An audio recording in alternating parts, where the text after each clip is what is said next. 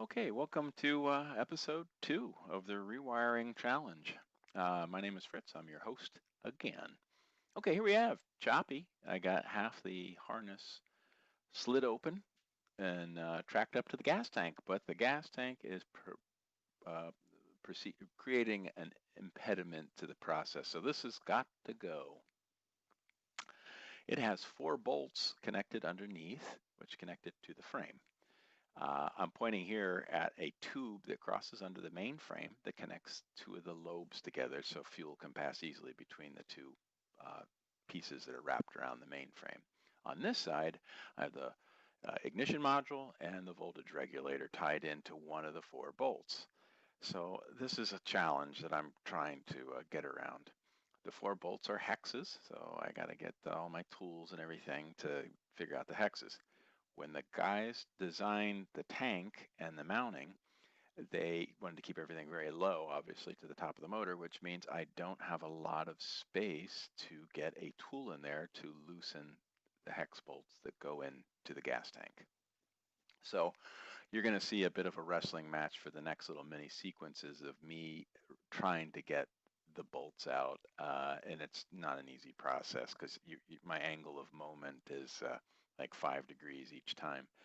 First off, I'm taking off the voltage regulator and ignition module. I got to get them out of the way so I can actually use a hex wrench to get up underneath for that bolt. That's a bit tight.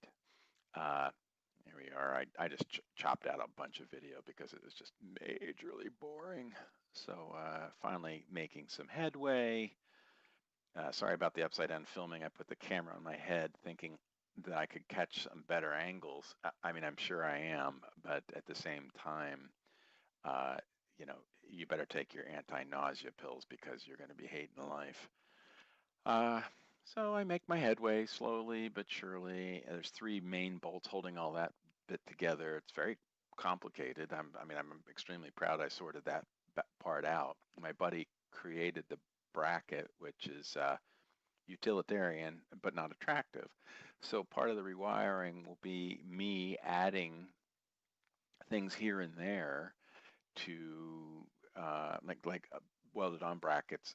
So I have a little more attractive assembly.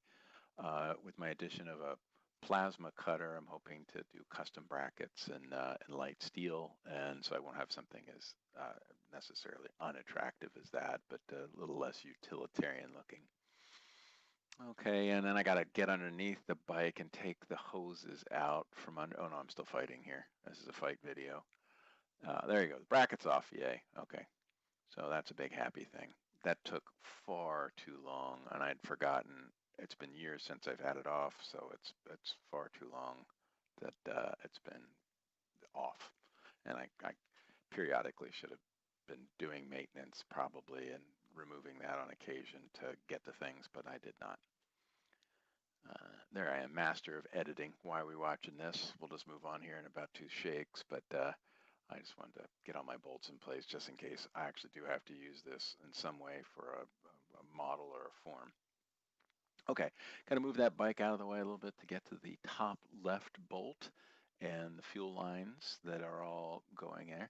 So my first job is to pull the fuel line that goes from the tank and the shuttlecock, is that what it's called? The stopcock, whatever.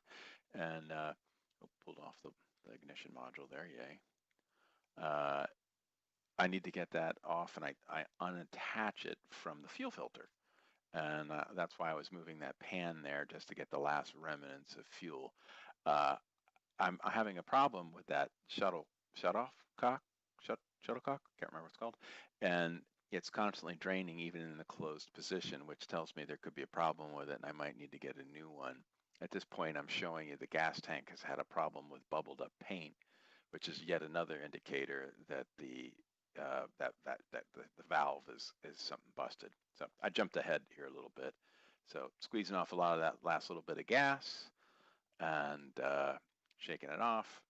And I cut out the removal of the bottom pipes and I had to move some of the under valves around so I could get it off the main frame. There you can see. As you can see on that side on my left, the tank, the paint is all bubbled up. So that's all going to have to be repaired. I have a buddy of mine who is a painter, and he says he'll help me a little bit. So this might look a lot rougher than that shiny paint, but I got like a new valve, or not a valve, but an external gas view system now. So I want to put that in there. So I have to scrape the paint anyway. Okay, so here we go with a little of this, a little of that. I am putting on labels on everything. I'm not showing this whole slit job here, but it's like another hour and a half of work where I actually split this and pull it off and label and label and label. I got a new internet friend, Dave Chapman, who's gone through this, and he's using the same kind of tools that I am, the Ultima harness. And he just said, label, label, label, take your time, take notes. And obviously I am. I mean, to get to the second episode out, you can see how long this is taking. But I am reflecting here. I finally got that stupid harness shield off, and the labeling and all that kind of good stuff. I'm doing some last minute fiddling here because I have the horn line goes down in a different tract, and I just want to kind of get everything all neatened up. Neatened, that's not the right word, but I tidied up, I guess. So did a happy dance with my hand there, kind of take a look at my work and being a little bit proud of that, maybe. Pride goeth before the fall, I suppose, and I am excited though to kind of get the last couple pieces off of here, and once I get well, this is the horn line I'm pulling out. I just realized it's not really attached, so I can just slide it out, and I don't know how I'm going to rehang that, so that might be yet another bracket, but the line melted itself to the front of the cylinder over the years, so I got to figure something else there. There's the harness, gutted, removed, like a fish skeleton without touching the meat. I was so proud of that.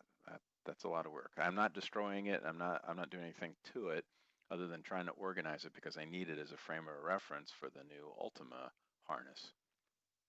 So pretty excited to get that out of the way. All right, reflective, complete.